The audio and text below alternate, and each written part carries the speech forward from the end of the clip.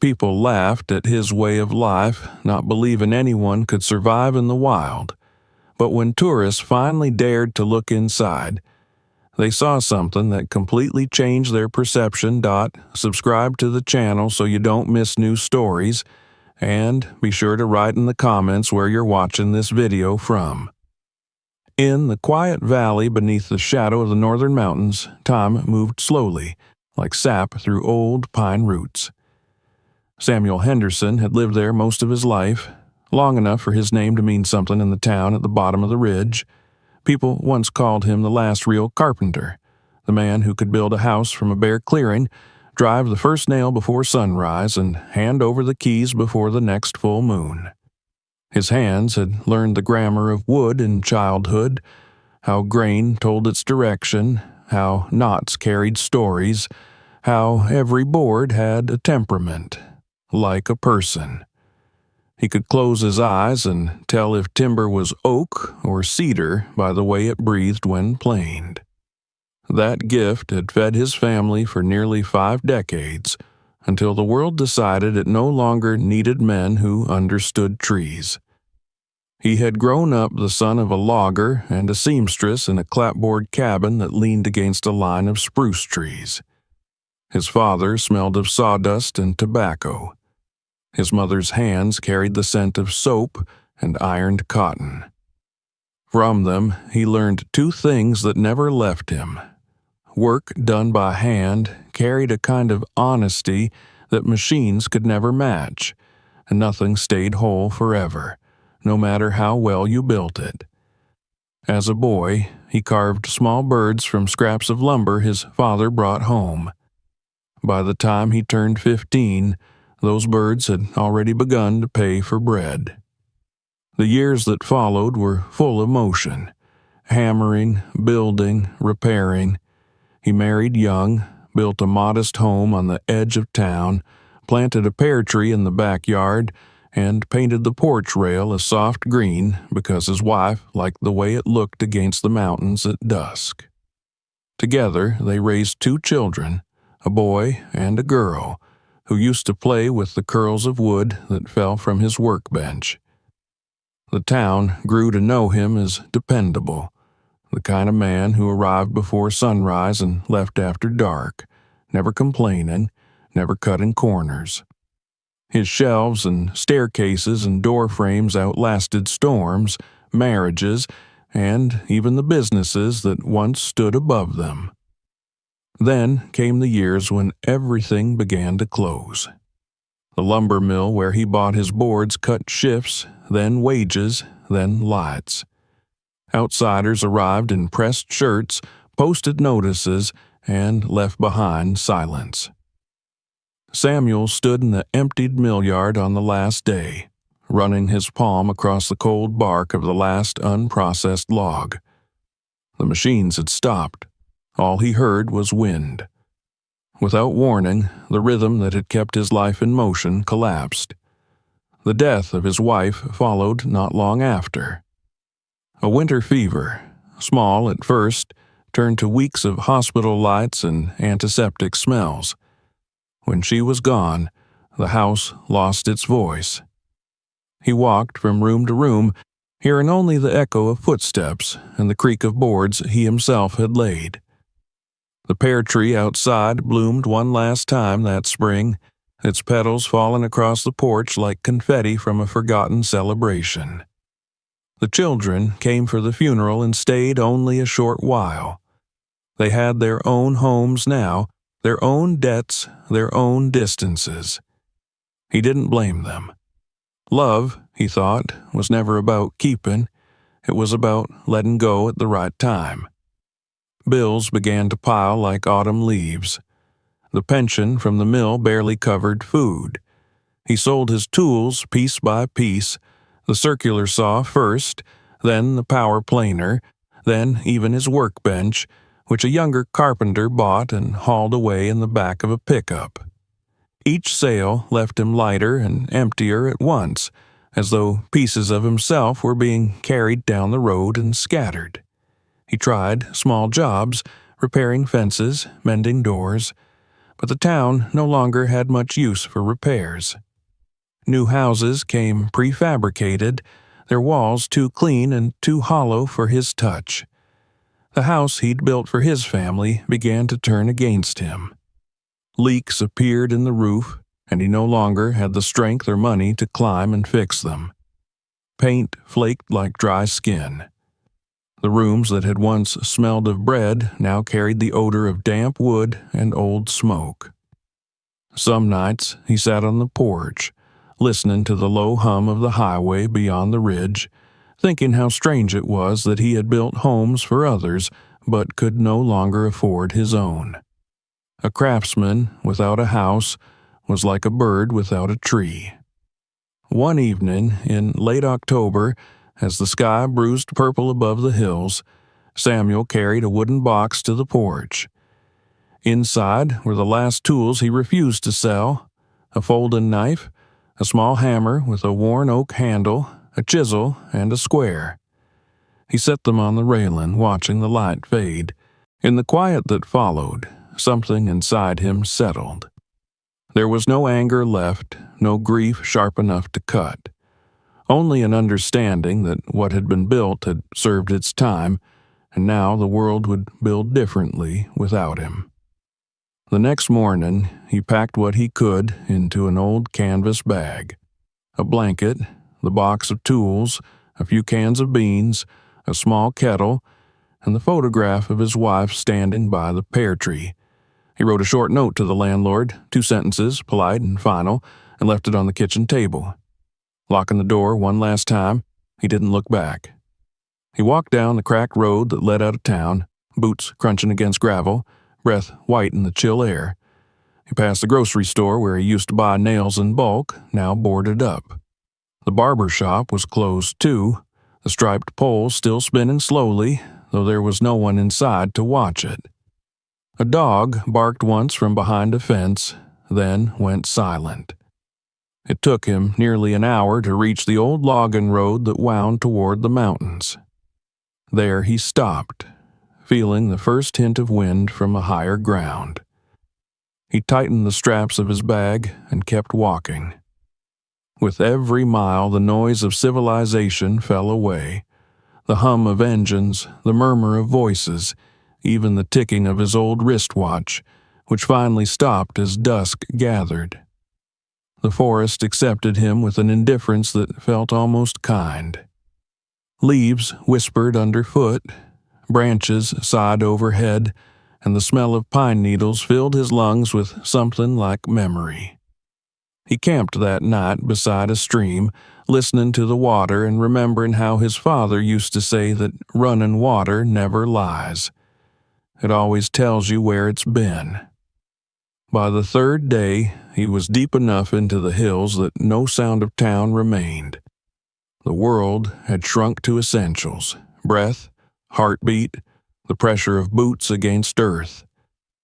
The silence didn't frighten him. It felt earned.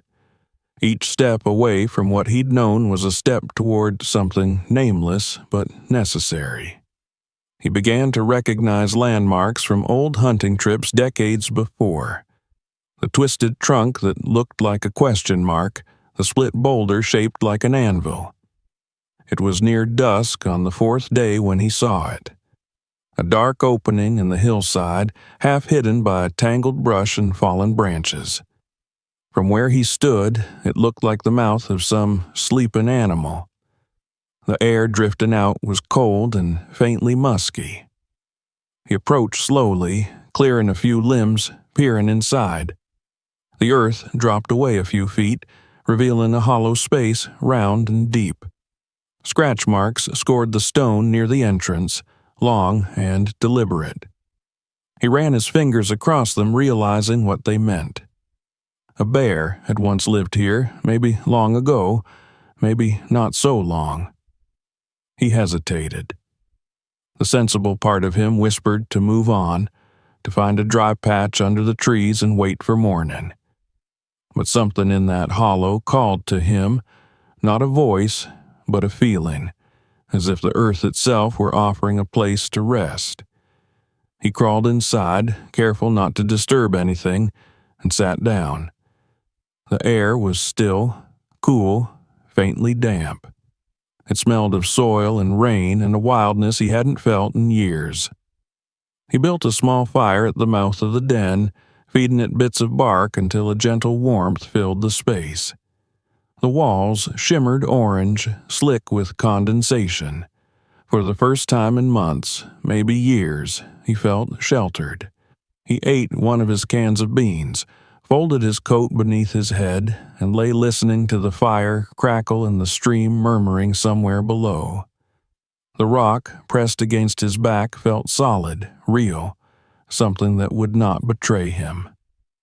In the faint glow, he thought of the houses he had built, the families who had laughed inside them, the light in his wife's eyes when he first carried her over their threshold. He thought of the pear tree, of its pale blossoms scattering like snow each spring. All those things had come and gone. But here, in this rough cave, there was no pretending. Stone was stone, night was night, hunger was hunger. There was a truth in that simplicity he hadn't known he was missing.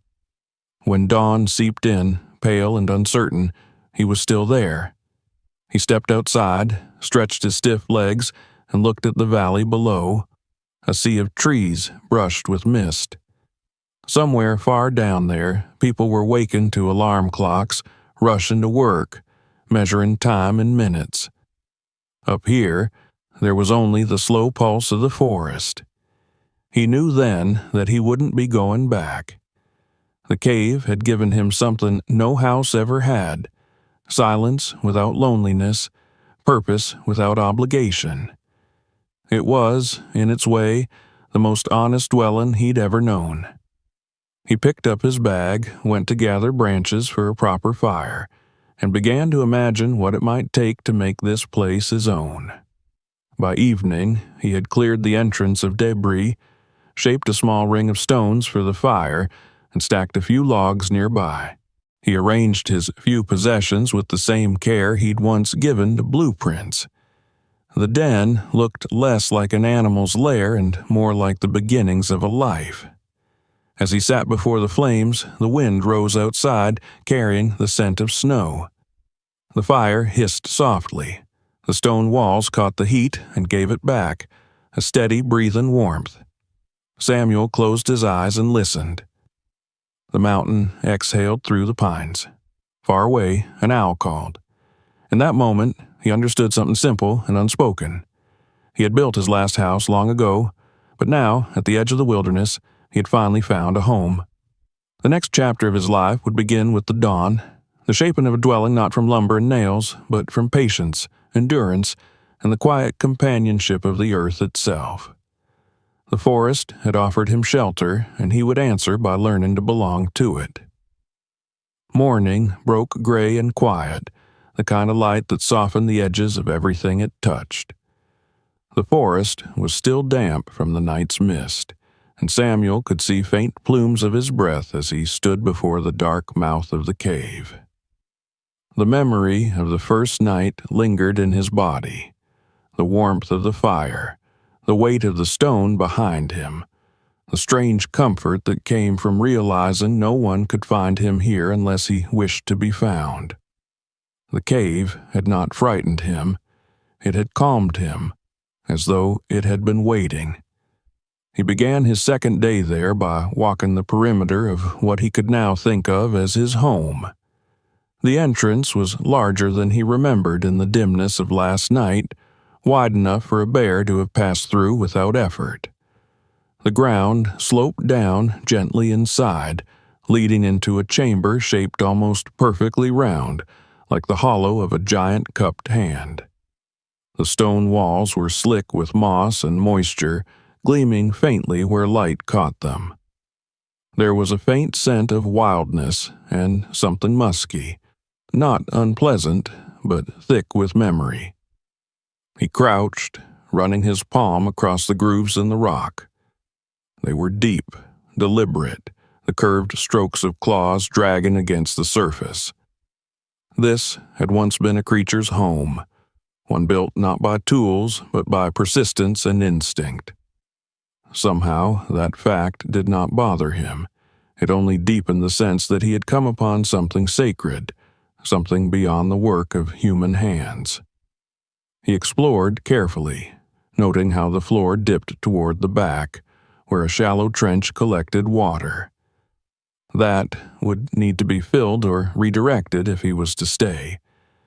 The air was cool, steady, and smelled faintly of wet stone and pine. Outside, the trees leaned close around the entrance, forming a natural curtain. He could barely see the valley beyond through the gaps. It struck him then that this place had been chosen well, not by him, but by the bear who had lived here before him. A perfect shelter, hidden, dry, defensible, and close enough to a stream for water and fish. He left his bag at the mouth and followed the slope downward until he reached the sound of running water. The stream wound through a shallow gully lined with stones polished smooth by years of current. Kneeling, he cupped his hands and drank. The water was sharp and cold, biting his tongue in a way that made him feel more awake than coffee ever had. It was, he realized, pure. No taste of iron or oil, no trace of civilization. Just the forest's clean breath. He spent the rest of the morning gathering what he would need for the coming days. Branches, fallen bark, a few smooth stones that could serve as supports for cooking. He worked slowly, not rushing, his movements deliberate. The rhythm of physical labor came back easily, as though his muscles had been waiting to remember. Every piece of wood he found he tested for soundness, tapping it lightly, listening to the tone. Even here, far from nails and saws, his carpenter's instinct guided him. By midday, he had built a small pile near the entrance and cleared away the tangle of brush that blocked the light. Inside, the cave remained cool and dim. He noticed that the ground near the back wall was damp, but the center, where he had slept, was dry and firm. He used a branch to draw a rough plan in the dirt, where to set the fire, where to store food, where to sleep. He smiled faintly at himself. Even alone, he still thought in blueprints. It was a habit he could not unlearn, the need to order space, to make sense of chaos through structure. The first true night in the den began with rain. It came suddenly, a thin drizzle that grew into sheets of water sliding through the trees. Samuel watched from the threshold as the forest blurred into gray motion. The sound was immense, a continuous whisper broken only by the occasional crack of thunder rolling across the ridge. Yet, inside, he was dry. He pulled the makeshift barrier of branches and stones across the entrance, leaving a narrow slit for air. The cave darkened, and the firelight grew stronger against the stone, painting the walls in trembling shades of gold and amber. He listened to the rain for hours. It was different from the noise of roofs and gutters, purer somehow, like a conversation between the earth and sky that didn't need translation. Somewhere in that rhythm, his thoughts began to settle into a strange kind of peace. He wasn't thinking about rent or bills or anything that had defined his life before. Here, there was no need for that. There was only warmth, food, and the steady pulse of nature outside. When sleep came, it was deep and dreamless. The next morning, mist hung low over the forest, and droplets clung to every blade of grass like glass beads. Samuel went out to inspect the area. The ground near the entrance had held well against the rain, but he noticed a small pool had formed near the back wall. He decided to raise his sleeping area slightly, gathering flat stones and layering them with dry leaves and bark to form a primitive bed. It wasn't comfortable, not in the way of a mattress, but it kept him above the dampness and made the ground feel alive beneath him, not hostile. As the days passed, he began to treat the den as a project. He built a better fire ring, arranging stones in a circle and filling the gaps with clay to hold heat. He dragged fallen logs closer for fuel and stacked them neatly along the inner wall. He found a few scraps of old rope tangled in a bush and used them to lash together branches into a frame that he could pull across the entrance like a door. It wasn't beautiful, but it worked. When the wind howled, the structure creaked but held firm. He noticed the details that city dwellers forgot to see. The way moss grew thicker on the northern side of stones, the particular rustle of dry leaves warning of small animals nearby, the faint sweetness of wild mint crushed underfoot. He learned where sunlight reached the cave mouth in the morning and where shadows lingered longest at dusk. The forest began to reveal itself not as wilderness, but as a kind of architecture, living, flexible, precise. Once, while searching for kindling, he found a patch of animal fur snagged on a branch, coarse and dark brown. He turned it in his fingers, imagining the creature that had once owned this home. There was a kind of kinship there, unspoken but undeniable. The bear had left its marks. Now he was leaving his. Both had come seeking the same thing, shelter from a world that demanded too much. He thought often of the strange symmetry between his life and this place. A bear digs a den by instinct, driven by hunger and survival. A man, stripped of everything he thought defined him, finds himself doing the same. In both cases, nature provided the materials, and hands, or paws, did the rest. It wasn't dignity he sought here, it was honesty. As weeks turned into something like a season, the den changed under his care. What had once been raw stone and dirt began to take on traces of human presence. He found an old tin coffee pot near a ranger's cabin miles away and carried it back like a treasure. He discovered that if he placed a flat stone above the fire, he could boil water without blackening the pot. He lined the sleeping area with pine boughs, their scent filling the space with freshness even after they dried. The cave began to smell not just of earth, but of wood smoke and life. The transformation was small but meaningful. The den no longer felt borrowed, it felt earned. Each evening, when the last light of day faded through the trees, he would sit by his fire, carving small pieces of wood into shapes. At first, they were crude, blocks and stumps, attempts at animals he barely remembered, but his hands remembered better than his mind. Soon, tiny figures began to appear, a fox, a deer, a bird mid-flight. They sat on the shelf of stone near his sleeping place, silent company in the flicker of flame. One afternoon, while cleaning near the stream, he noticed a group of hikers passing through the distance, unaware of him. Their laughter carried faintly through the trees.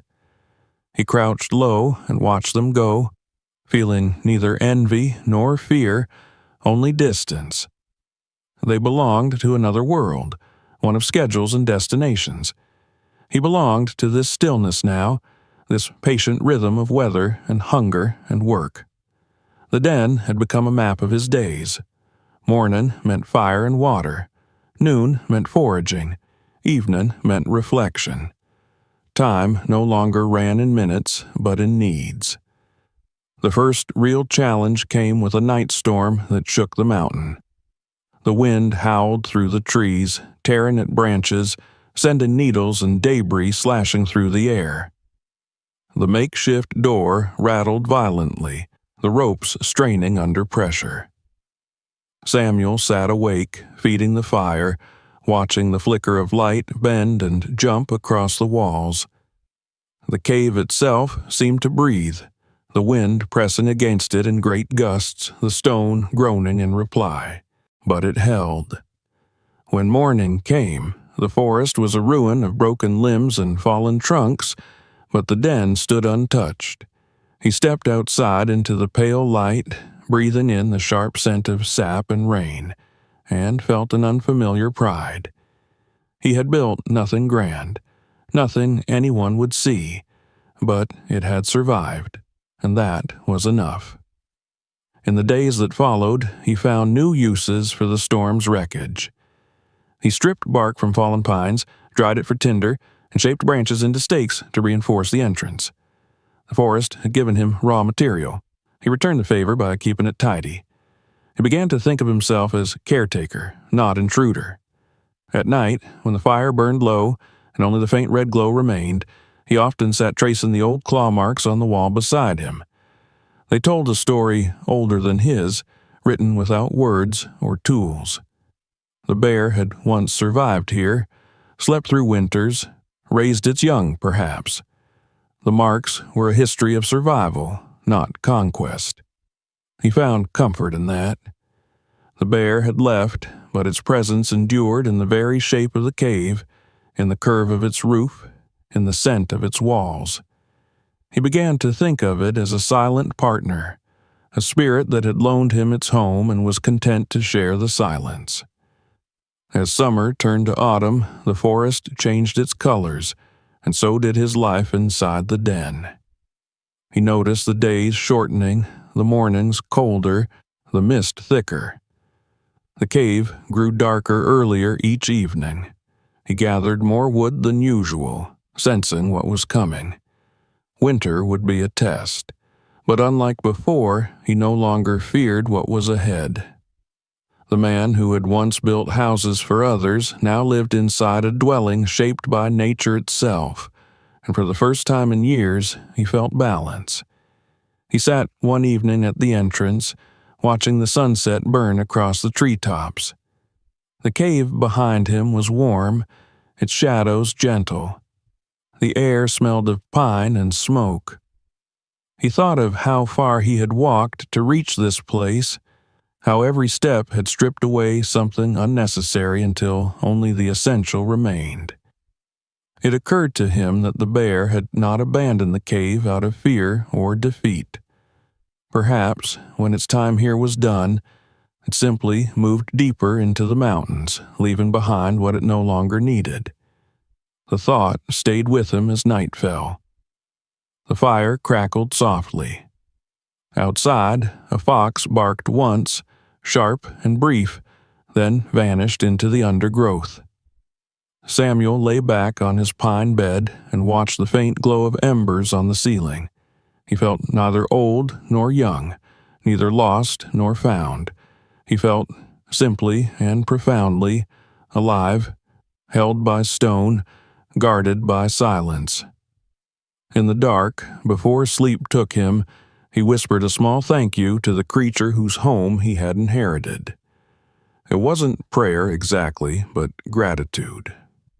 The cave did not answer, but the fire popped softly, and the walls seemed to breathe with him. By the time dawn returned, Samuel Henderson was no longer a man visiting a cave. He was part of it.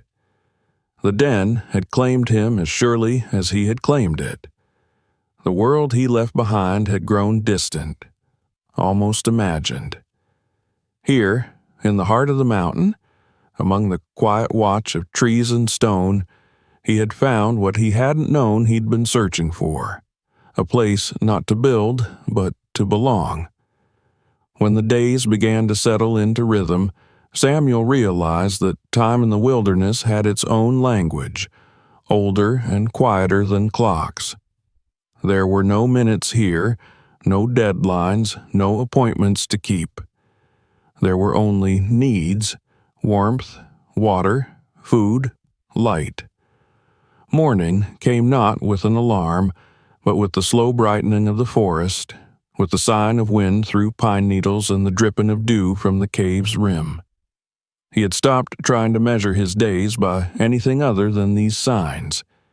His body, unhurried for the first time in years, began to adjust to the forest's breathing. The stream below the cave became his lifeline. He followed it every morning, carrying a small tin pot, tracing its turns through the undergrowth. The path was slippery in places, lined with ferns and slick stones, but he learned it quickly. He learned to recognize which pools were deep enough to hold fish and which were too shallow. He carved a crude spear from a sturdy branch and fastened the sharpened end with a piece of metal scavenged from an old trap he found rusting near a fallen log. The first few attempts at fishing were clumsy. Splashes, missed thrusts, empty hands.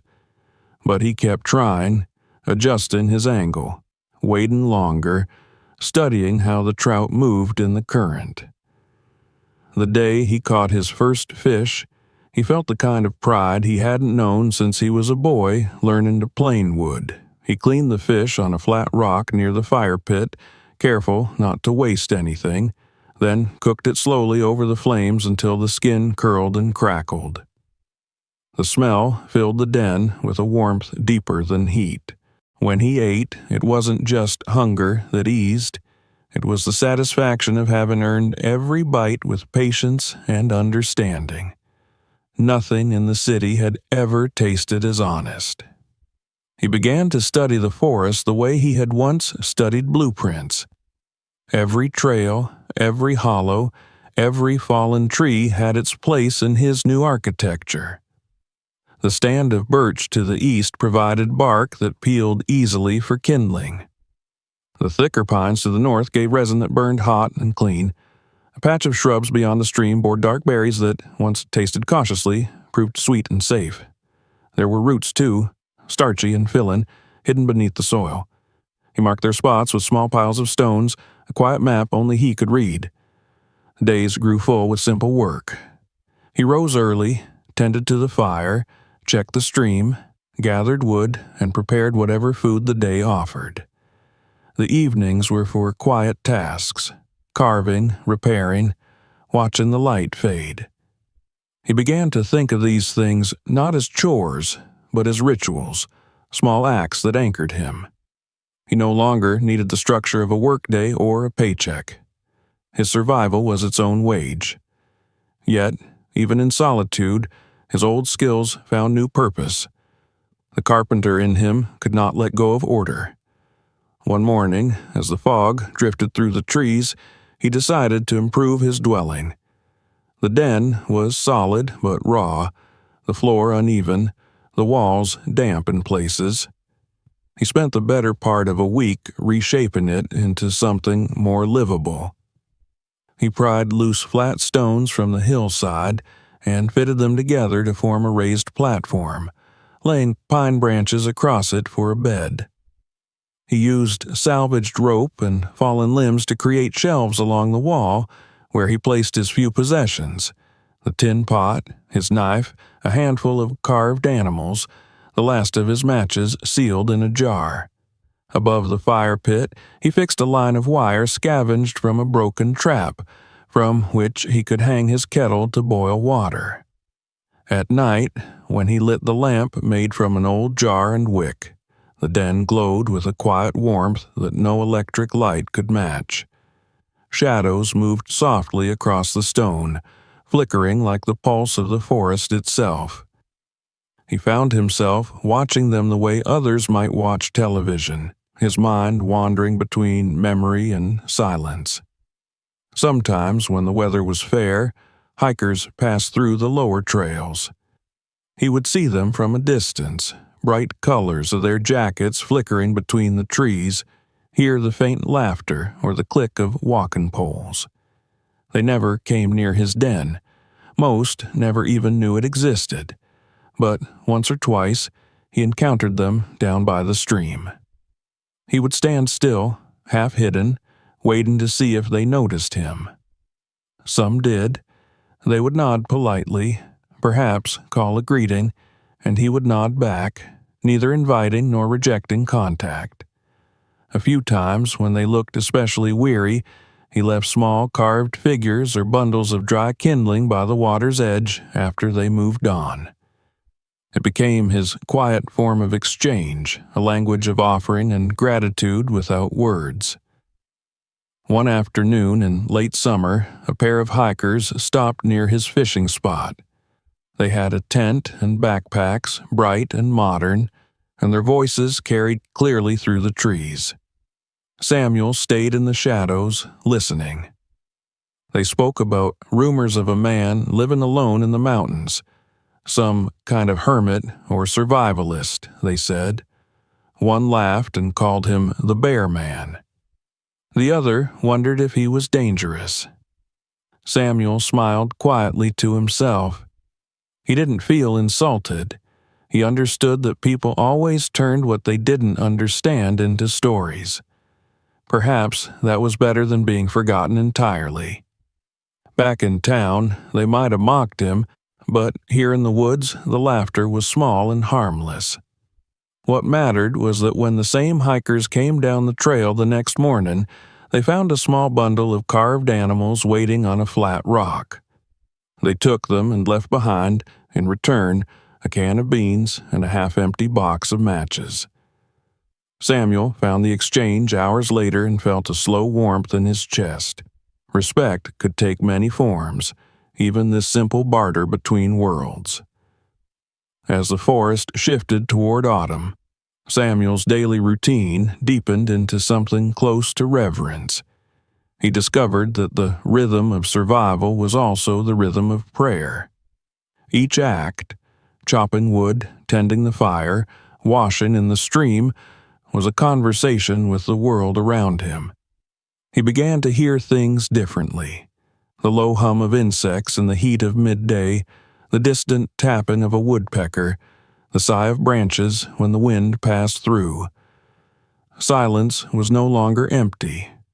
It was full of texture and meaning. Inside the den, he began to decorate in the only way he knew, through craft. He carved more figures, each smaller and more intricate than the last. Some he shaped into bears, perhaps in homage to the den's first owner. Others were birds or foxes, creatures he saw near the cave. The work steadied him. With each stroke of his knife, he felt connected to something beyond himself, to the long line of hands that had shaped wood before him. He lined the figures along the shelf, their shadows flickering like ghosts in the firelight. He also began to write again. Among the few things he had carried from his old life was a notebook, its cover scuffed, its pages mostly blank. At first, he hesitated to use it, unsure what to say. But one night, as the wind rattled the door and the fire dimmed, he took it in his lap and began to write. Not letters, not thoughts, but observations.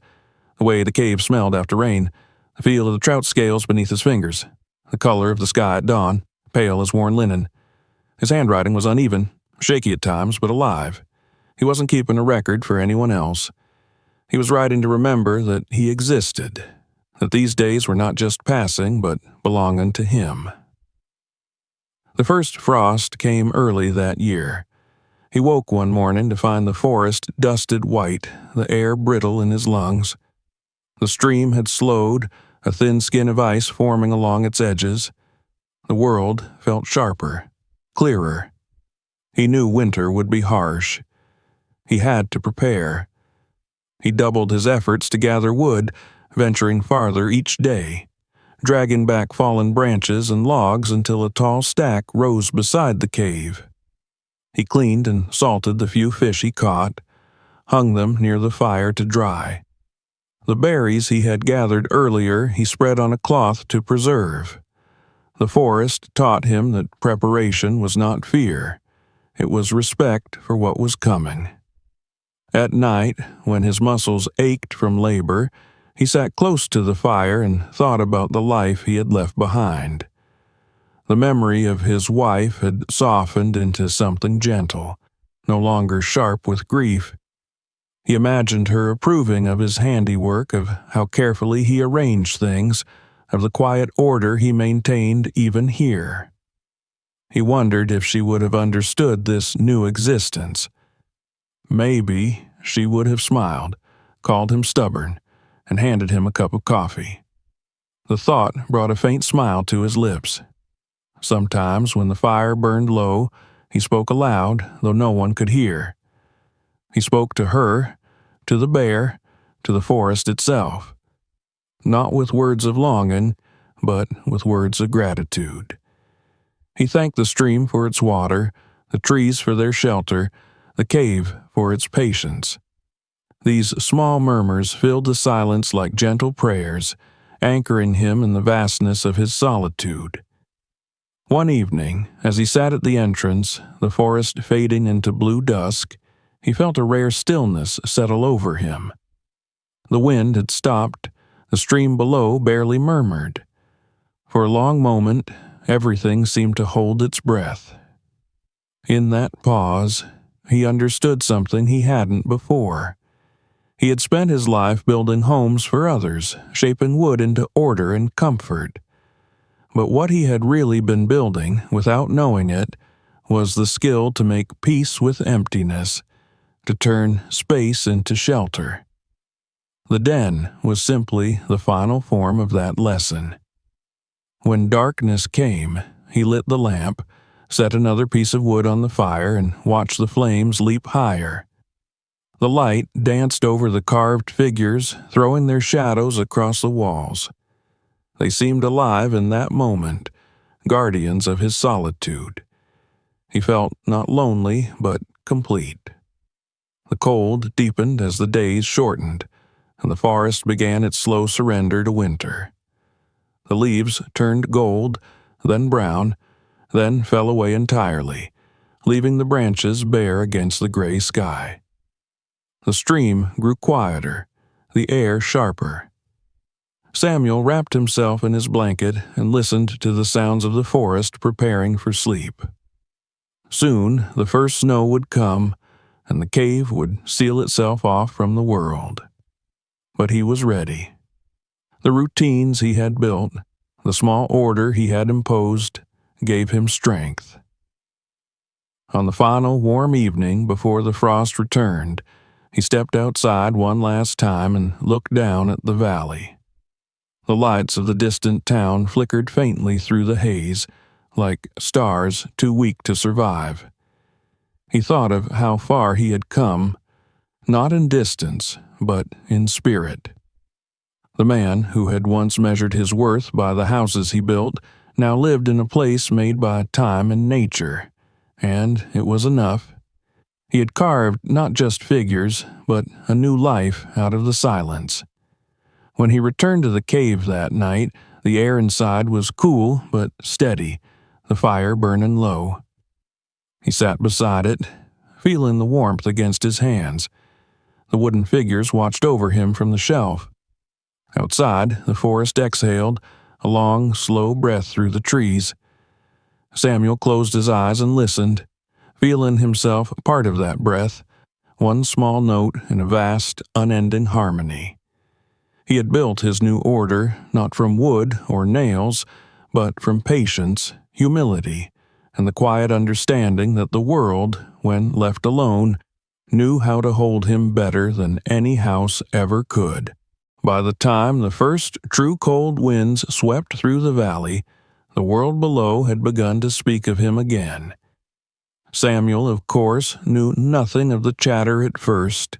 The forest insulated him not only from sound, but from the whole feverish rhythm of the town he had left behind.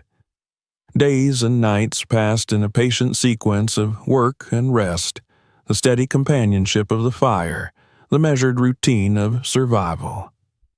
It was not until months later, when he went farther down the trail to gather bark and dry moss, that he noticed the signs of visitors.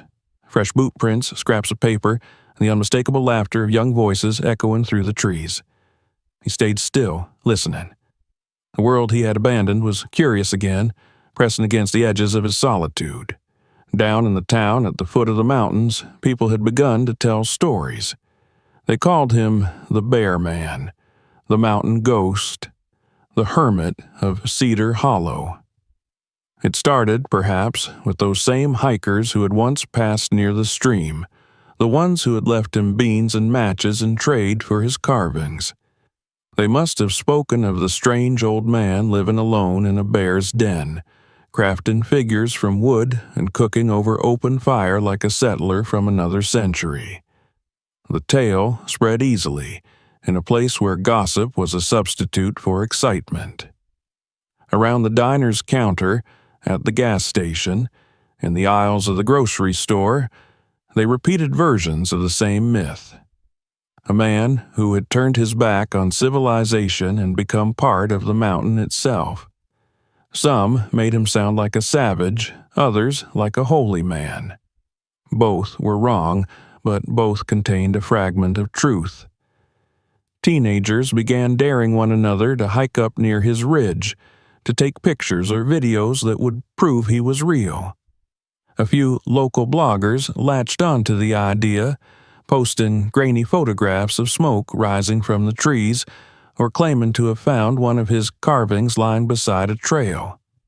The story became entertainment.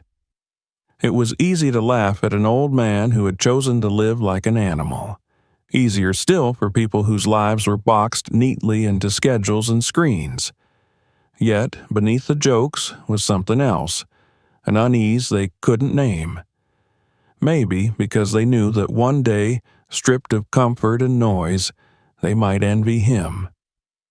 When Samuel finally saw the first of them, a small group of 3 young men, he was cutting wood near the slope below the den. They were loud, the sound of their chatter bouncing between the trees.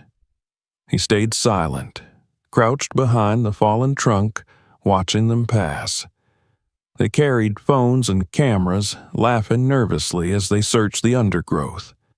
He heard one of them say they'd heard the guy eats raw meat, and another respond that maybe he was dead already. The forest seemed to mock their words, swallowing their laughter into its stillness.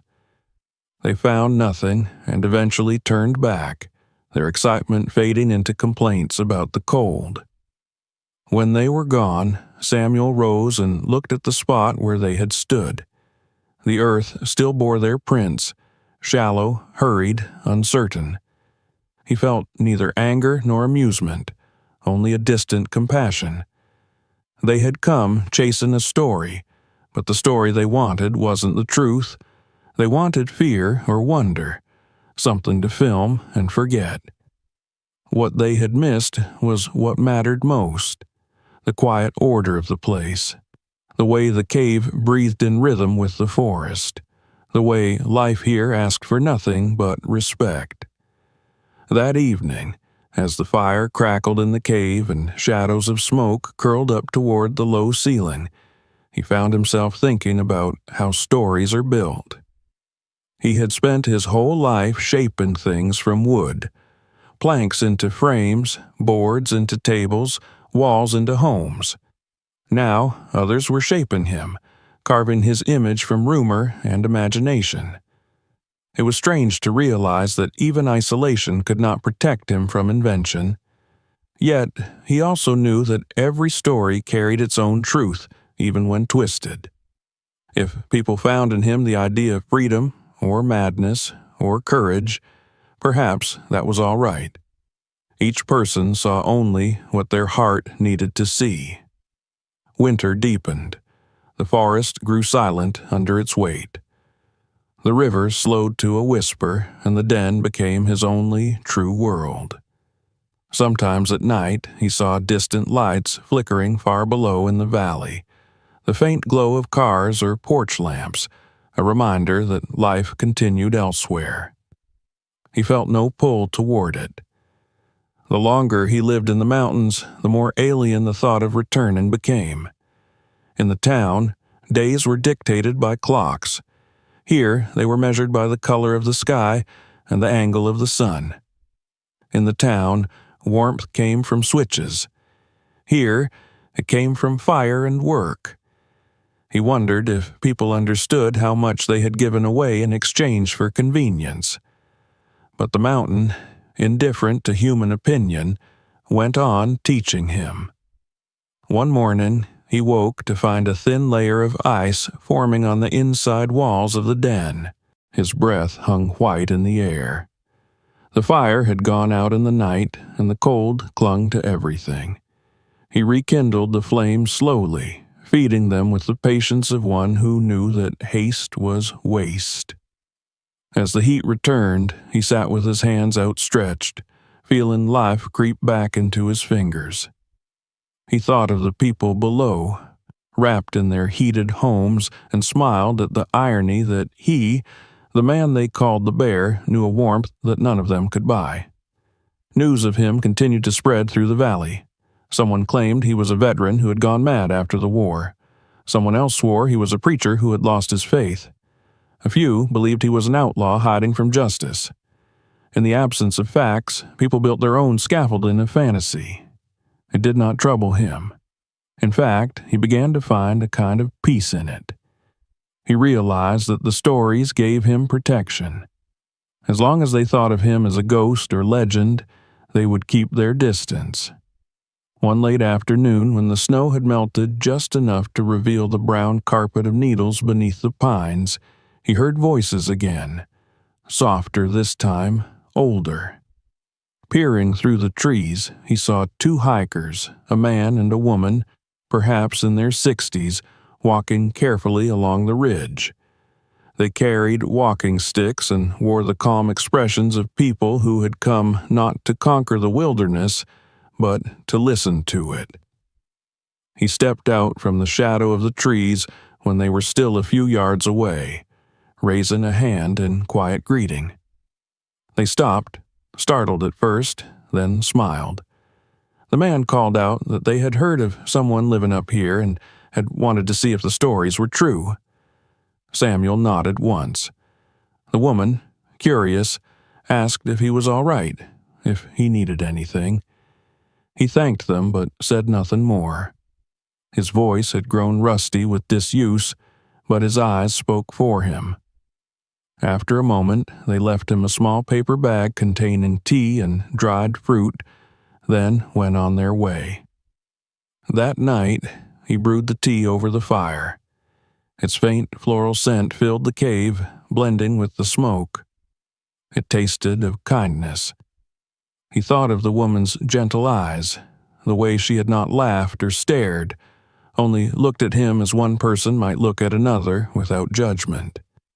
For the first time in months, he felt the faint ache of connection, a reminder that even solitude had its limits. The thought passed quickly, replaced by gratitude for the small grace of that encounter. Meanwhile, in the town, the legend of the hermit was changing shape. People no longer spoke of him only with mockery. Some said he was a man who had found peace in a world too loud to bear. A few younger men, tired of their own routines, even claimed to envy him. The old diner on Main Street had a new regular topic of debate: whether the hermit in the hills was wise or crazy. No one could decide.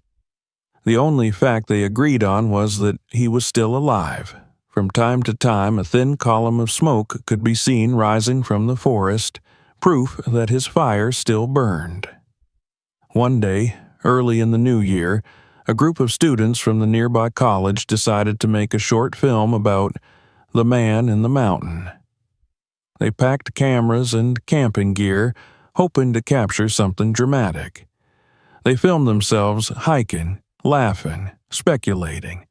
But when they reached the upper trails, a sudden fog rolled in, thick and cold, muffling the forest into silence. Disoriented, they turned back before finding anything. When they returned to town, the footage showed nothing but trees and mist. The absence itself became the story. "He's still up there," one of them said, "but he doesn't want to be found." Samuel knew nothing of this, of course. In his world, the fog was just another living presence, a reminder that the mountain decided when to reveal itself. He spent those same days strengthening the entrance to his den, weaving branches and bark into a sturdier barrier against the wind. Each improvement felt like a conversation with the landscape, a give and take between man and nature. The den had ceased to be merely shelter. It had become an extension of himself, his breath and warmth sealed within its stone ribs. On quiet evenings, he sometimes thought about the world below, the lights, the noise, the endless movement. He pictured the people who might be talking about him, and it struck him how small their concerns must seem from up here. He felt no bitterness toward them. They were trapped in their own way, bound by invisible walls. He had simply chosen a different kind of confinement, one that allowed the illusion of freedom. As the snow began to melt again, and the first green shoots appeared in the soil, Samuel took to walking longer distances. He followed the streams farther down the mountain, leaving behind small carvings on tree stumps or rocks along the way. Bears, birds, fish, each etched with quiet care. It was not vanity, but offering. He imagined the hikers who might stumble upon them, the children who might carry them home and wonder about the man who made them. The carvings became his way of speaking to the world without returning to it. Back in town, those small tokens began to appear like breadcrumbs of mystery. Some thought they were evidence of his presence, others that local craftsmen had made them to feed the legend. A few placed them in windows for luck. The myth of the hermit was no longer about fear or madness. It had turned into something gentler, an emblem of solitude, of the peace people secretly longed for but never dared to seek. For Samuel, none of that mattered. What mattered was that the forest had accepted him fully now. The animals no longer fled at his scent. The fox that hunted near his stream sometimes lingered long enough to meet his gaze. The ravens called from the treetops, but did not warn of his presence. Even the air inside the cave felt different, warmer, steadier, as if it had learned the rhythm of his breathing. Still, as spring approached, he began to sense a change he could not yet name. The forest was waking, but something beneath its beauty felt restless. The river ran faster, carrying the fragments of ice from the peaks above. The wind brought with it the faint smell of distant smoke, perhaps from loggers or campers. Life was stirring again, and with it the possibility of intrusion. He knew that peace in the modern world was never permanent. It existed in the fragile spaces people overlooked. One evening, as he sat outside watching the sun sink behind the ridges, he thought about the stories being told in the town, the laughter, the speculation, the grainy photographs. He realized that in their own way, those stories connected him to the world he had left. He was no longer a part of it, but he had not disappeared. He had simply changed shape, like water freezing and thawing, always present, never still.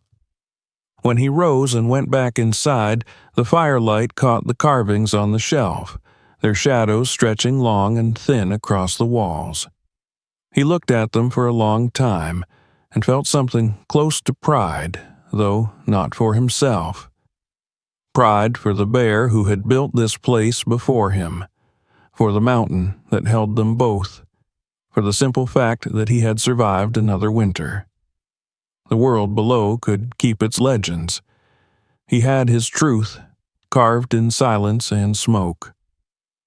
Outside, the forest settled into darkness, and the first stars appeared over the ridge. The wind carried the faint echo of laughter from far away, perhaps real, perhaps only imagined. Samuel listened, smiled faintly, and turned back toward the warmth of the fire. The mountain closed its hand around him again, keeping its secrets as it always had. And somewhere down in the valley, the legend of the man in the bear's den grew just a little larger, while the man himself slept, unaware, in the quiet heart of the forest. The first snow came without warning. One morning, Samuel stepped out of the den and found the world muted beneath a blanket of white. It wasn't deep at first, just a soft powder dusting the tops of rocks, the brittle limbs of pine, and the thatchwork of dry grass that framed the clearing outside the cave. But the air held a stillness he recognized from years past, a kind of breathlessness in the landscape that always came before the true descent of winter. He stood quietly for a long time, watching his breath rise like smoke, feeling the cold creep into his fingers. The season had turned its face, and there would be no returning. He spent the next days preparing with a focus that bordered on urgency. The stacked woodpile, which once looked so impressive, now felt insufficient. Every branch and log seemed lighter than it had before. He ventured farther from the den in search of deadfall, dragging limbs through knee-deep snow, his breath wheezing in the sharp air. Each trip took longer. The trails he had walked daily were no longer visible. Landmarks disappeared beneath the snow. The forest felt less familiar, its paths swallowed by a white silence. Even the stream, which had once been his guide, had slowed into a sluggish whisper beneath a crust of ice, its voice muffled, its surface deceptive. Inside the den, the warmth retreated with every cold gust that pushed through the barricaded entrance. The gaps in the lashings allowed in more air than before, and the moisture from his breath clung to the inside of the bark, freezing into delicate crystals that shimmered like frost flowers. His blanket, patched and worn, did little to fend off the creeping chill that settled into his bones each night. He moved slower, not from caution, but from the stiffness that came with cold soaking into old joints. The fire, once a comfort, became a necessity.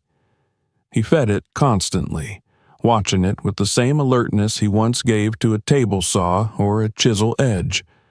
Without it, the cave would become a tomb. The days shortened into something barely measurable. Dawn and dusk blurred together in a pale gray wash, as though the sun had forgotten how to rise properly. Inside the den, the shadows lengthened early. He began speaking aloud again, not out of madness, but to keep the silence from becoming too thick. Sometimes he talked to the fire, sometimes to the carved animals that watched him from the stone shelf. Other times he spoke to the memory of his wife, her name surfacing on his tongue like a familiar song half remembered. He imagined her scolding him gently for not bringing more blankets, for not layering better, for thinking that old age made him immune to frost. Food became a slow concern. The fish he had dried earlier were nearly gone. The berries he had stored in a waxed pouch had shriveled to bitterness. He stretched his meals into rituals, small fireside ceremonies of boiling water, heating what little remained and chewing slowly. Hunger gnawed at him, not violently, but steadily, like a dull ache in the stomach that never quite left. He rationed with discipline, knowing that recklessness would mean starvation before the thaw. But even caution had limits, and the cold burned calories faster than he could replace them. One night, the wind rose into a howl so loud it seemed to shake the walls of the cave. Snow blew in through the top seam of the entrance, swirling like a ghost through the firelight. The barricade trembled with each gust, the ropes creaking under strain. Samuel sat close to the flames, wrapped in his blanket, staring at the door as though expecting it to tear loose and reveal the storm's teeth. He knew the mountain could kill without hatred, without even noticing. It didn't need a reason. It simply waited for carelessness. That night, sleep came in snatches. Dreams rose like mist, half images of warm rooms, of sunlight through curtains, of bread and coffee, of his wife's hand brushing his. Then the wind would surge and snap him awake, heart pounding, breath clouding the air. He dozed again and woke again, measuring time by the dwindling height of the fire's glow. In the morning, the storm had passed, but the cold remained. The snow outside had risen nearly to the top of the barricade. He cleared it slowly, one armful at a time, his breath heaving in the brittle air. The sky was pale and flat. The world felt empty. He gathered more wood, but it took all day, his strength halved by fatigue and hunger. By the time he returned to the den, night had fallen. He tripped twice on the slope, fallen into the snow and rising slowly, his limbs trembling from more than just exertion. His knees ached, and his hands had turned red with cold. The fire welcomed him back like an old friend, and he fed it quickly, whispering thanks to no one in particular. One morning, days later, he found tracks near the entrance.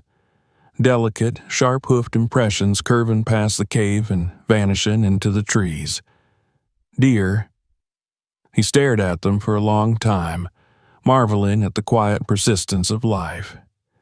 The tracks were fresh, and for a moment he considered following them, spear in hand.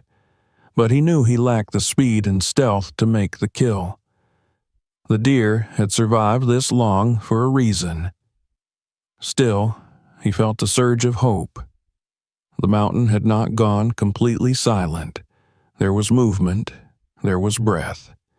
He spent the next days conserving energy.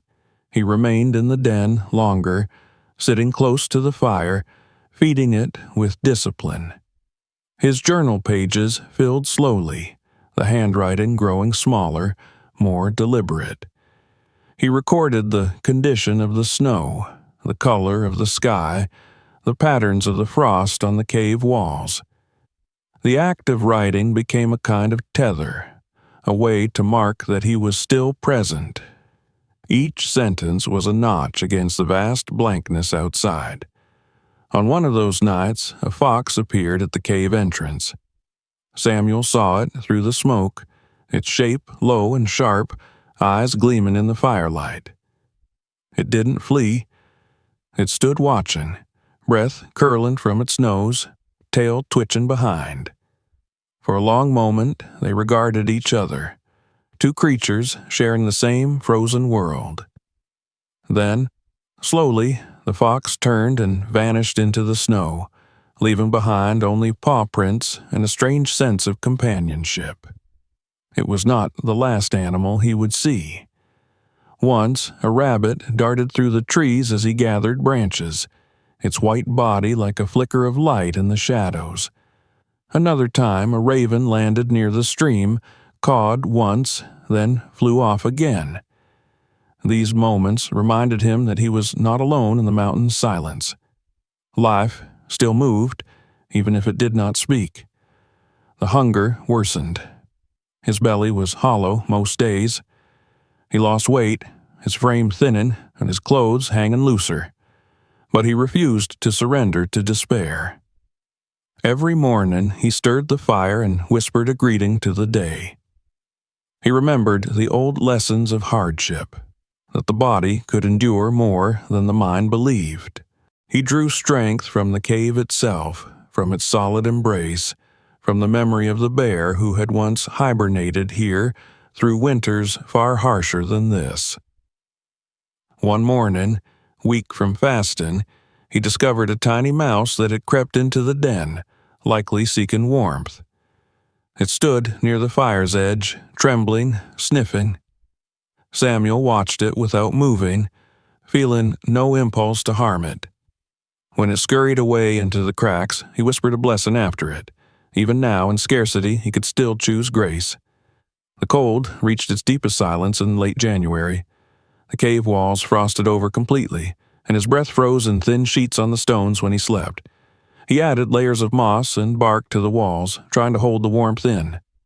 The fire burned smaller now, more carefully, the wood dwindling faster than he had hoped. But he measured it, used only what was necessary. He had become a master of endurance. Each day survived was a testament. One evening, the sky above the trees turned a shade of red he hadn't seen in months. A winter sunset, strange and vivid, lit the forest in bloody light. He stood outside, wrapped in his blanket, and watched until it faded. It felt like a sign, though, of what he couldn't say. Maybe that the season was beginning to loosen its grip. Maybe that he had almost made it. When the first melt came, it was small, a trickle of water near the cave mouth, then another. The snow crusted and cracked underfoot. The air smelled different, wet, alive. Birds returned in hesitant songs. Samuel stepped out and saw the forest waking. The weight of the season began to lift. His limbs ached, but he stood straighter. He had made it through the cold, not unscathed, but still standing.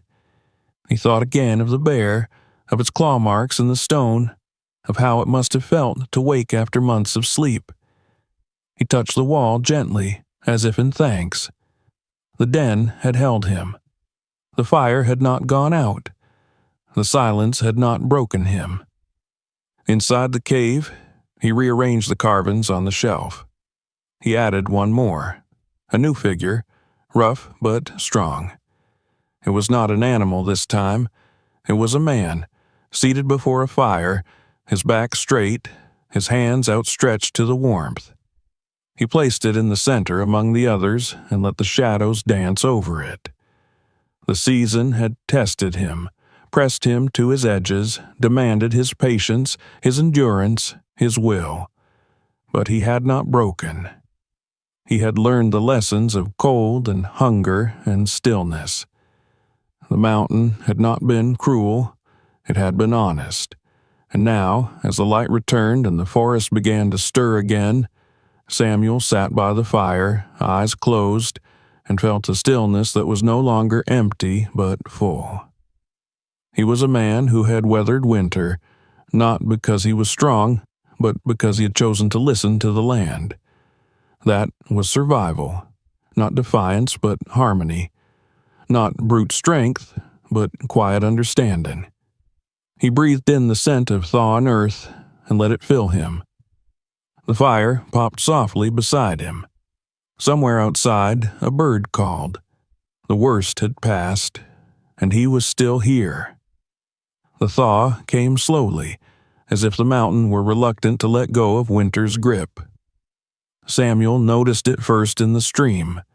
The hard crust that had covered it for weeks cracked and groaned in the early light, giving way to a soft trickle that grew stronger with each passing day. The sound of water moving freely again brought with it a strange sense of comfort, like a forgotten melody returning to the air. Patches of earth began to emerge beneath the trees, dark and wet, releasing the heavy scent of old needles and thawed soil. The forest was waking, and, with it, the rhythms of his life shifted. He began to venture farther from the den, his steps slow but steady. The weight he had lost during the winter still clung to his frame, but his limbs responded to motion with increasing ease. He moved with the careful deliberation of someone reacquainting himself with the world. Birds returned in scattered voices, their calls tentative but growing bolder. At night, the fire burned a little brighter, the cave a little warmer. The worst was behind him. It was during one of these foraging walks, his arms full of dry branches, that he heard them. Voices. They came from somewhere down the slope near the stream, faint at first, then clearer as he approached. He crouched behind a cluster of brambles and listened. Two people, a man and a woman. Their accents suggested they weren't from the town below. They spoke with quiet urgency, their footsteps cautious on the damp earth. He saw them before they saw him, their backpacks heavy, their jackets stained with the sweat of exertion. Samuel didn't move. He had grown used to the solitude, to the idea that he belonged only to the trees and the cave and the wind. People had become shadows in his life, glimpsed only from afar. These two were different. They weren't laughing like the college students or charging through the brush like thrill-seekers. They looked tired, serious, and oddly reverent, as if the forest were something sacred. He waited until they moved past, then stepped out from his hiding place and followed at a distance, making no sound but the soft crunch of damp leaves beneath his boots. He was no longer suspicious of people, but he had learned the value of watching before revealing. The pair stopped near the stream, crouching to refill their bottles. They looked around, eyes searching the landscape. The woman said something about the cave, and the man nodded, gesturing uphill. He stepped forward then, slowly, not trying to hide, not trying to surprise. The woman saw him first, straightened, and touched the man's arm. They turned together, and for a moment, none of them spoke. He raised a hand in greeting, and the woman returned the gesture, tentative but not afraid. They didn't ask his name. Perhaps they already knew it.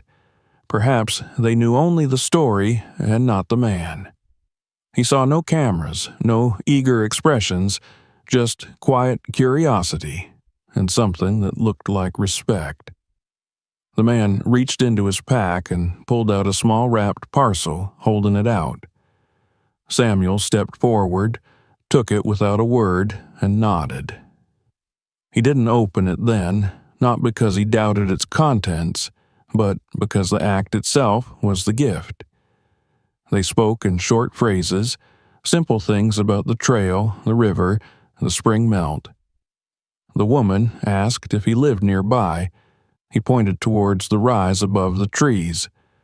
Her eyes widened slightly. She said she had heard of someone living in a bear's den, but hadn't thought it was true. Samuel only smiled. The man said they would be heading down before nightfall, and Samuel understood. They weren't here to stay. They had come to see, to witness, and then to return to their world. Before they left, the woman hesitated, then reached into her own bag and handed him a small thermos. Inside was coffee, still warm. Samuel took it in both hands and inhaled the scent. It filled him with a sudden, overwhelming memory. The mornings on his porch, the steam rising beside his wife's smile, the way sunlight had touched the rim of the cup. He murmured a thank you and meant it deeply. They left as quietly as they had arrived. Samuel stood for a while, watching their silhouettes fade into the trees, listening to the sound of their boots on the soft path. He walked back to the cave slowly, the thermos still warm in his hand. When he sat by the fire that evening, he opened the parcel. Inside were a few protein bars, a small bar of soap, and a pair of thick wool socks. He smiled, not at the items themselves, but at the thought that someone had prepared this with care. That night, he wrote in his journal for a long time. His words came slower now, each one more deliberate, as though the language of the outside world needed time to return to his fingers. He wrote about the woman's eyes, the quiet strength in the man's voice, the way the forest had allowed their meeting. He didn't call it fate. He didn't believe in such things anymore, but he believed in presence, in the weight of a moment shared honestly. The days that followed were filled with more signs of change. The snow receded, the stream ran faster, and new shoots emerged from the blackened soil. Samuel gathered fresh pine needles for bedding, replaced worn lashings on the barricade, and cleaned the stone ledges where moisture had gathered.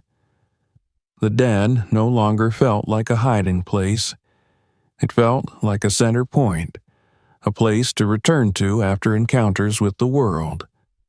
More visitors came. Not many, but enough to remind him that the story of the man in the cave still lived. One afternoon, he found a tin can left near the trail, filled with matches and a note scrawled on torn paper. "Thank you for your carvings. We hope you're well." There was no name, just the gesture. He left a new carving by the same tree the next morning, a small figure of a fox, its tail curled around its body. Days later, it was gone. These exchanges became part of his routine, a silent dialogue with people he would never meet. He did not crave conversation, but he welcomed recognition. It was a strange thing to be seen and unseen at the same time, to become myth and man in one breath. One morning, while walking down toward the lower ridge, he saw a child. A girl, perhaps 10 or 11, sitting on a rock while two adults adjusted their gear nearby. She held one of his carvings in her hands, a tiny bird with spread wings, turning it over with wonder. Samuel stood behind a tree, watching, not wanting to intrude. The girl lifted the carving to the light, then tucked it into her jacket pocket with the care usually reserved for treasures. He felt a warmth in his chest that no fire could provide. That night, he carved another bird, almost identical, and placed it near the same spot. He left it nestled in a fold of moss at the base of a tree. The following day, it too was gone. It occurred to him that the forest had become something larger than his refuge. It had become a bridge. Through it, he was touching lives again. Not directly, not in the way of handshakes or conversation, but in the quiet intimacy of shared symbols. Each figure he carved, each bundle he left behind, was a message. I'm here. I'm real. And I remember what it means to care. One afternoon, clouds gathered over the mountains, dark and swollen with spring rain. He sat beneath the ledge outside the den, listening to the first drops tapping against the stone. The scent of rain on pine was rich and familiar. He watched the water gather in small rivulets, running down the slope, feeding the roots. The rain reminded him of his first night here, the way the cave had held him like a cradle, the way the fire had offered its fragile light. So much had changed, and yet so much had remained. He thought of the visitors again, not just the pair from the stream, but the others, the curious, the kind, the quiet. He wondered what they told people when they returned home. Did they speak of the man in the cave? Did they mention the carvings, the silence, the firelight? Or did they carry it all like a secret, something too delicate to explain? It didn't matter. What mattered was that they came without ridicule, that they left behind small acts of grace, that they reminded him, even in his solitude, that he had not disappeared from the world, only stepped aside from it. As the rain continued, he sat with his notebook open, the pages dampening slightly at the edges. He wrote not for memory this time, but for the present, to capture the shape of this day before it faded. He wrote about the smell of wet stone, the sound of distant thunder, the way his heart had felt when the girl held his carving. And then he stopped, closed the notebook, and sat back listening. The forest spoke in 1,000 voices, most too small to hear unless one had learned to listen. But Samuel heard them. The whisper of leaves, the hush of rain, the shifting of small creatures in the underbrush. Each sound was a thread in the great fabric he now lived within. As darkness fell, he returned inside and fed the fire, the warmth spreading slowly across the stone floor. The shadows returned to their familiar dance. He placed the notebook on the shelf beside the newest carving.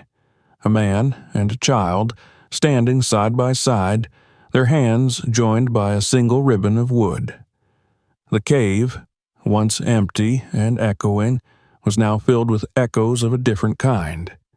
Echoes of voices, of kindness, of the world he had thought he left behind. The mountain had not erased him. It had refined him. And now, in the shelter of flame and stone, he sat not as a ghost or recluse, but as a man who had learned the rarest kind of connection, the kind that asks for nothing, but gives everything.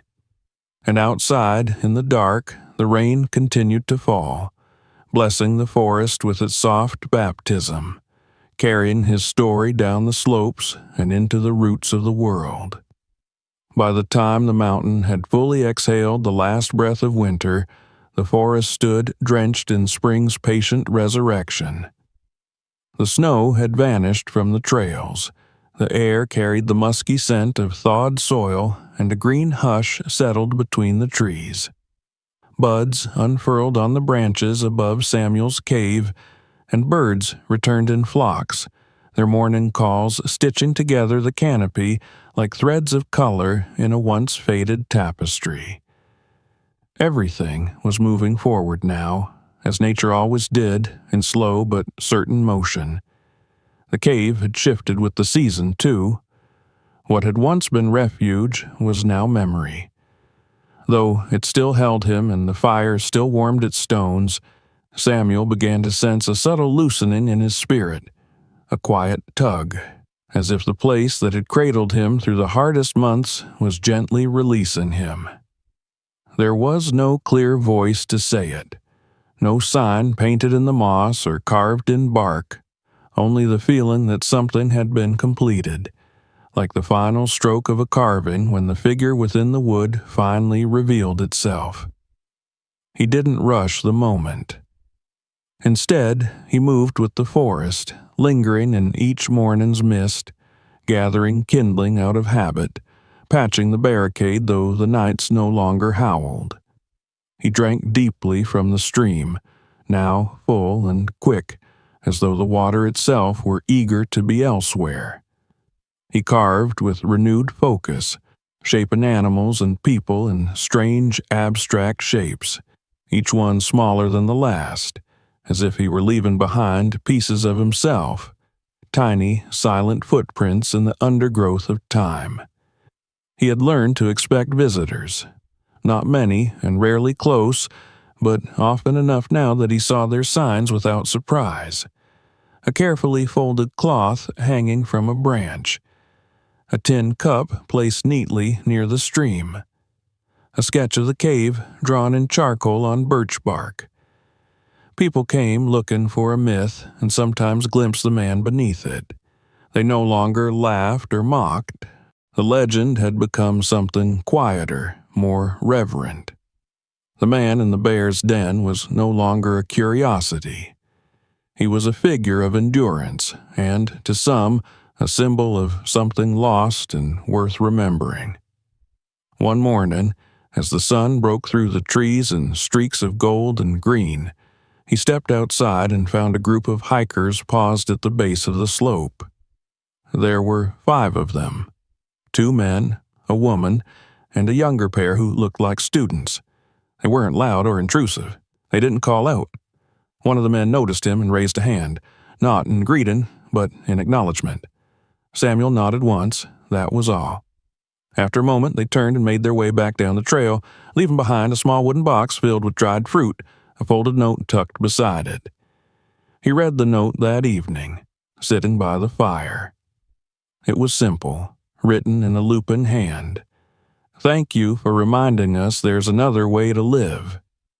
He placed the paper with his other keepsakes, not because it flattered him, but because it bore witness.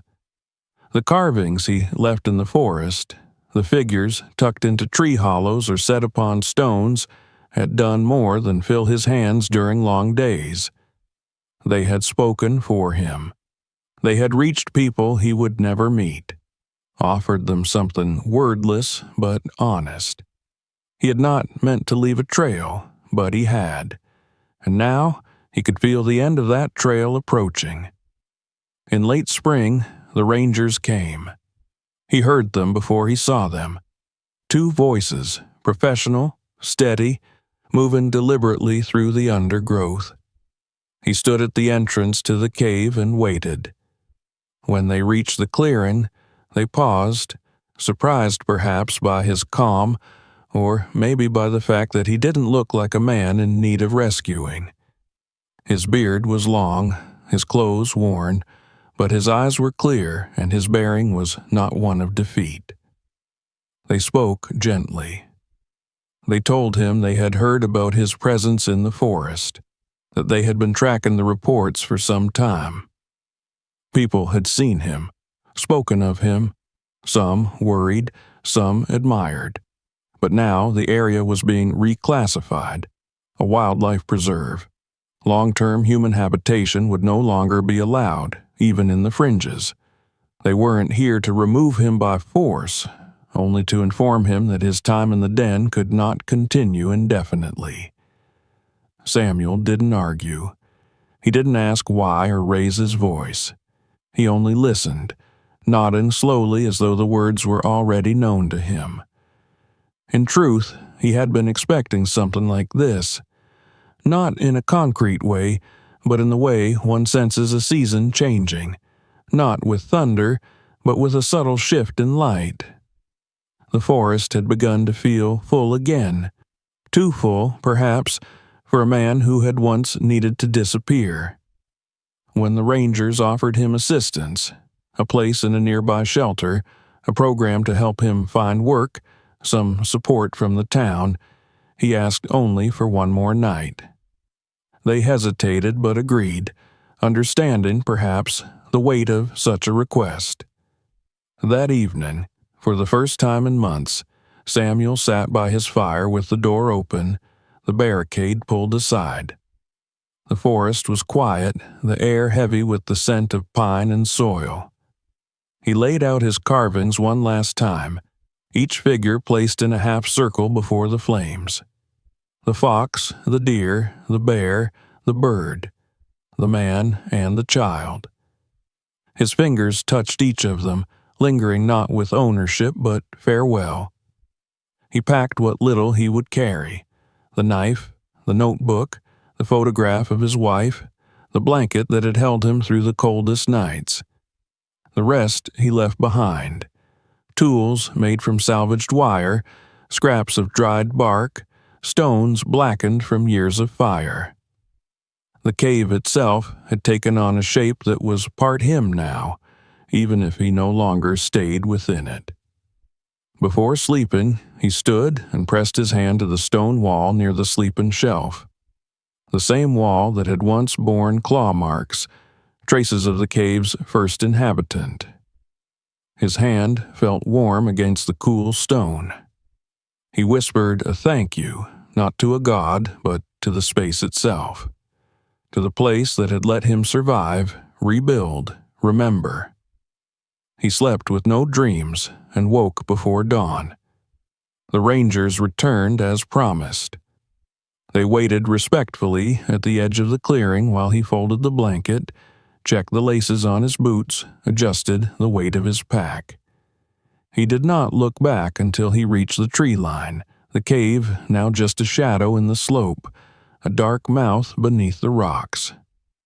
To anyone else, it was an empty hole. But he knew what it had held. At the town's edge, he remained silent as the world returned. Cars, electricity, the hum of refrigeration, the clatter of shoes on tile. He spoke little. He did not explain where he had been or why. When asked what he needed, he said, "Nothing, right now." And it was the truth. A place was found for him. A quiet room, a cot, hot meals served without questions. He stayed for a while, long enough for his weight to return, for the stiffness to leave his bones. The workers were kind, never pressing him. They saw in him a man who had come from far away, even if he'd only crossed a mountain. He wrote more often now, not just in the notebook but on scraps of paper left beside the cot. He wrote about the silence of the den, about the firelight against the stone, about the fox who had once stood at his door and watched him without fear. He wrote not because he wanted to be remembered, but because he didn't want to forget. Then, one morning, he was gone. The staff found the room empty, the cot neatly made. His belongings were minimal, easy to carry. A note was left behind. "I'm not lost, just moving."